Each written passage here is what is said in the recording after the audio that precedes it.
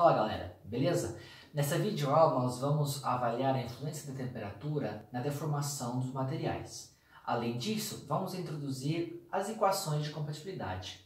São elas que vão ajudar na resolução de estruturas hiperestáticas. Se vocês se lembram, até agora nós trabalhamos na isostática e na resistência dos materiais com estruturas isostáticas, que eram aquelas que apenas com as equações de equilíbrio nós encontrávamos todas as incógnitas do sistema. Na análise de estruturas, se vocês se lembram, a gente trabalhou com estruturas hiperestáticas, vigas, pórticos e grelhas. Nelas utilizamos o método das forças ou o método de deslocamento para encontrar todas as reações. Aqui na resistência dos materiais, através das equações de compatibilidade, também conseguimos resolver problemas hiperestáticos. Então, inicialmente, vamos aí para a temperatura. A temperatura ela é capaz de provocar tanto alongamento quanto encurtamento dos materiais. Então, eu tenho aqui uma viga, pode ser uma viga de concreto, de alumínio, de aço, e eu aqueço esse meu material. Esse meu material, após a estabilização, ele vai ter sofrido uma variação ΔL de comprimento. Já se eu resfriar esse material, essa viga vai diminuir de comprimento de um ΔL. Então, se eu tenho um L inicial de comprimento, se eu aqueço, o meu L final vai ser superior ao meu L inicial. Se eu resfrio, eu vou ter um L final menor que o meu L inicial. E como que eu calculo essa variação? Essa variação, a equação, nada mais é que aquela equação que nós aprendemos no cursinho, ou até mesmo no ensino médio, que é dada com o coeficiente de dilatação multiplicada pelo comprimento inicial e pela variação de temperatura. Aqui vamos trabalhar com o coeficiente de dilatação linear, já que nós estamos trabalhando apenas com uma dimensão. Nós também temos aí por área e até mesmo por volumétrica. Mas aqui nós vamos trabalhar com o coeficiente de dilatação linear, que ele vai ser a unidade graus a menos 1, ou 1 por grau. Com isso, a variação da temperatura ela tem que vir também em graus. E aí, não tem uma regra fixa, tanto a variação de comprimento quanto o comprimento inicial, eles podem vir em centímetro ou em metro. Mas, por exemplo, se eu jogar na equação o meu comprimento inicial em metro, o meu resultado na variação de comprimento vai sair em metro. Se eu jogar em centímetros ou em milímetros, essa variação vai sair na mesma unidade que eu coloquei no comprimento inicial. E aqui nós temos alguns valores de coeficiente de dilatação linear para três materiais. Aqui nós temos o alumínio, o concreto e o aço. Vendo esses valores, nós vemos que o alumínio ele tem praticamente o dobro em relação ao concreto e o aço de deformação em razão da variação da temperatura. O que significa? Ele sofre mais, ele é mais sensível à temperatura do que o aço e do que o concreto. Então, se nós temos, por exemplo, uma variação de temperatura de 1 grau, para nós obtermos a mesma variação de comprimento para esses dois materiais, nós precisamos praticamente do dobro de temperatura para que esse material, concreto ou aço, tenha a mesma variação de comprimento do que esse alumínio. Bom galera, conforme dito aí no início da nossa videoaula, inicialmente nós íamos avaliar a influência da temperatura na deformação dos materiais e em seguida íamos introduzir as equações de compatibilidade, que eram aquelas que iam resolver os nossos problemas hiperestáticos. Então, aqui eu tenho aí uma barra que está sujeita a uma carga P. Essa barra tem um comprimento L e essa carga P está a L por 4 do ponto B, da extremidade B, tá aqui em cima. E o objetivo desse exercício é encontrar a reação A e B. Olhando assim para a nossa estrutura, nós já vemos que teremos um problema com relação à hiperesticidade da viga. Ou seja, ela vai ter um número de incógnitas superior ao número de equações. Porém, fingindo que nem suspeitamos disso, Como que nós resolveríamos esse problema? Através das equações de equilíbrio. Então nós vamos começar aí por o somatório de Fx das forças na direção x, horizontais, igual a zero. Não temos absolutamente nada. Quando nós vamos aí para o somatório das forças verticais, o que nós temos? Temos que RVA mais RVB igual a P. Em seguida, vamos para o somatório dos momentos igual a zero. E vocês vão reparar que se eu fizer o somatório dos momentos em A ou em B igual a zero, eu vou chegar em zero igual a zero. Eu não tenho nenhuma carga, eu não tenho nenhuma reação provocando momento. Então chegamos aí numa equação com duas incógnitas. A isostática, ela torna-se insuficiente para resolver esse exercício. Só que aí nós vamos o quê? Nós vamos fuçando e vamos aí trabalhar com deformação, com alongamento. Nós sabemos que alongamento nada mais é que o esforço normal para cargas axiais, o esforço normal multiplicado pelo comprimento do trecho dividido pelo módulo da densidade material e a área. Então aqui nós temos dois trechos. Nós temos o esforço normal de A até P e de P até B. Quando eu vou trabalhar de A a P, o que eu tenho? Aqui o meu ponto A, aqui minha reação RVA, aqui um pedaço do trecho e a minha normal saindo. O que eu tenho aqui? Eu tenho que a minha normal é menos RVA. Passando pelo ponto P, o que eu tenho aqui? O mesmo ponto da reação RVA, o comprimento do trecho, esse ponto aqui eu tenho a carga P, e aqui a minha normal saindo. O que eu tenho aqui? Que o meu esforço normal M é P menos RVA. Com isso eu consigo jogar esses esforços normais na equação de deformação. O que eu tenho aqui? Que o meu ΔL é dado pela parcela de A a P e a parcela de P a B. O que eu tenho aqui? Menos RVA vezes o comprimento do trecho, 3L sobre 4, dividido por EA. E eu tenho que P menos RVA vezes o comprimento do trecho, que é L sobre 4, dividido por EA. Aí vamos observar esse alongamento ou até mesmo encurtamento. Como que ocorre essa variação de comprimento? Se ela está engastada, se a minha barra está engastada dos dois lados, o engastamento ele restringe o movimento. Se ele restringe o movimento dos dois pontos, não tem por onde essa viga crescer, não tem por onde essa viga diminuir de tamanho. O que significa? Que o meu ΔL é igual a zero.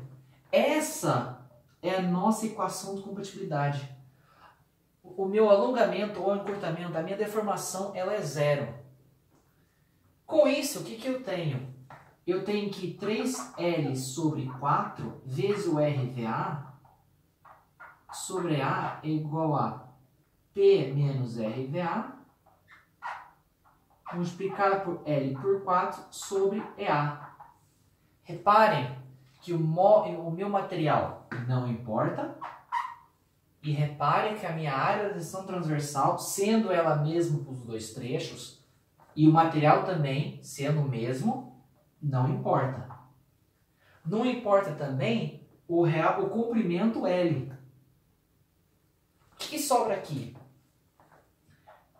3/4 de RVA é igual a P sobre 4 menos RVA sobre 4. Posso cortar esses 4. O que vai sobrar aqui? P é igual a 4 RVA. Finalmente, encontro a minha reação RVA, que é P sobre 4. Eu sei que P é 10 kN. Então, meu RVA, 2,5 kN. Essa equação, então, seria a segunda equação para resolver o meu sistema. O ΔL dos deslocamentos, ele é zero. Sabendo isso, eu consigo agora resolver essa equação.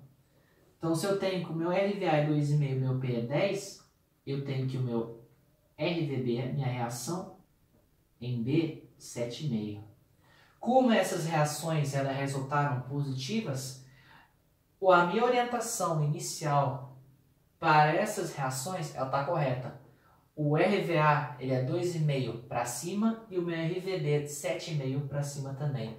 Para combater, para equilibrar com a força P de 10 kN. Bom, galera, nessa terceira e última parte da nossa videoaula, nós vamos mesclar os dois assuntos das partes anteriores. Nós vamos unir a variação a influência da temperatura na deformação dos materiais com as equações de compatibilidade. Então, nós temos aqui uma barra de alumínio de 20 milímetros de diâmetro, e essa minha barra ela vai sofrer uma variação de temperatura positiva. Ela vai sofrer um alongamento. Esse alongamento ele vai ser combatido por duas reações, a reação em A e a reação em B. Então, o que eu tenho? Inicialmente, o que nós precisamos pensar? Que a deformação, o meu ΔL, ele é composto por uma parcela das cargas, contribuição das cargas, e uma outra parcela de contribuição da temperatura. Com relação às cargas, o que eu tenho? Observando aqui, nós vemos, estamos diante de um problema hiperestático mais uma vez. Por que isso? Nós temos que o somatório das forças em X é igual a zero. E nós vamos encontrar que RH é RHB. Por que eu orientei já dessa forma as minhas reações? Essa variação de temperatura ela é positiva. Ou seja, esse meu material ele tende a ter um aumento, um alongamento. Portanto, esse ponto aqui, se ele tivesse livre para se movimentar, ele tendia a se movimentar para cá e esse ponto aqui a se movimentar para cá.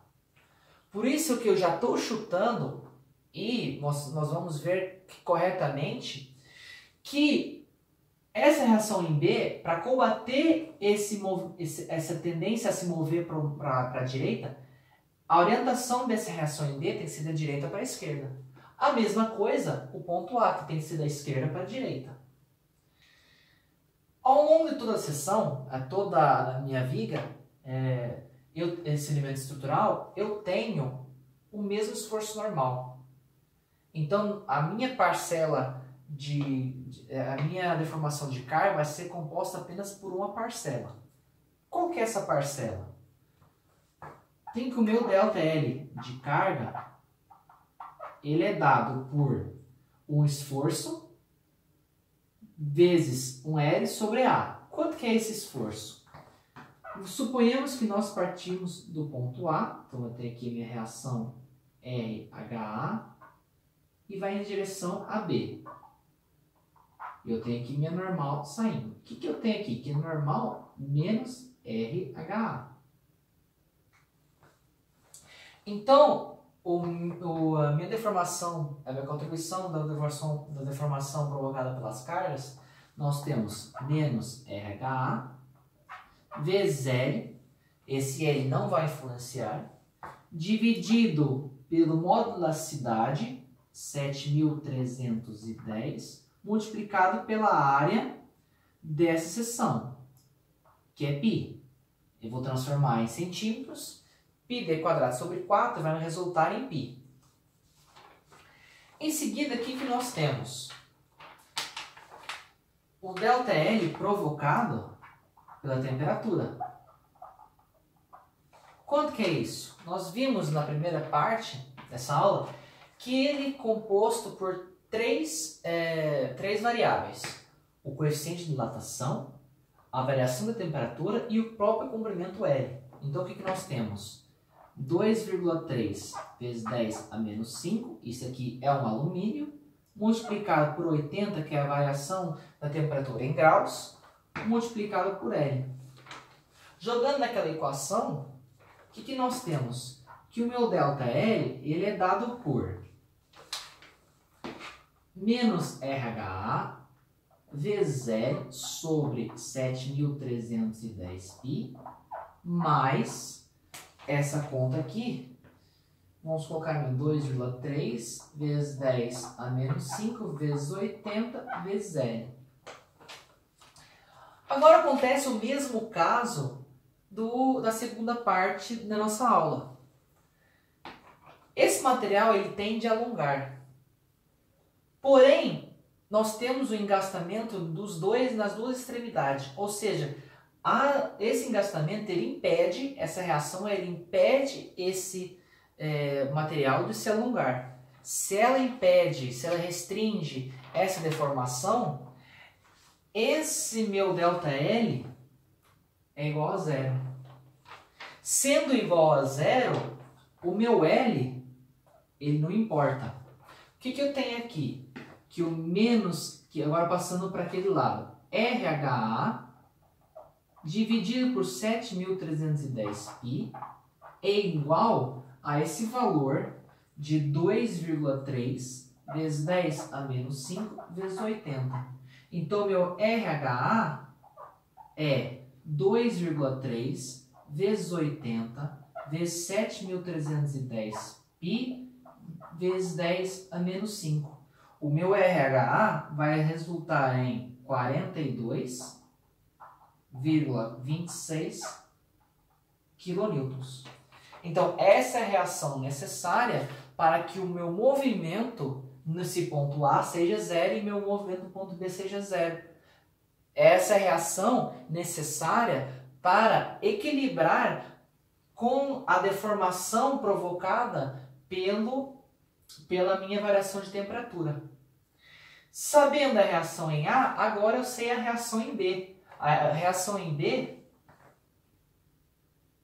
também é 42,26 kN, provando pelo sinal positivo que o chute da orientação dessas reações ele estava correto. Certo, galera? Obrigado por assistir mais essa videoaula. Espero que tenha ajudado vocês aí nos nossos estudos e até a próxima.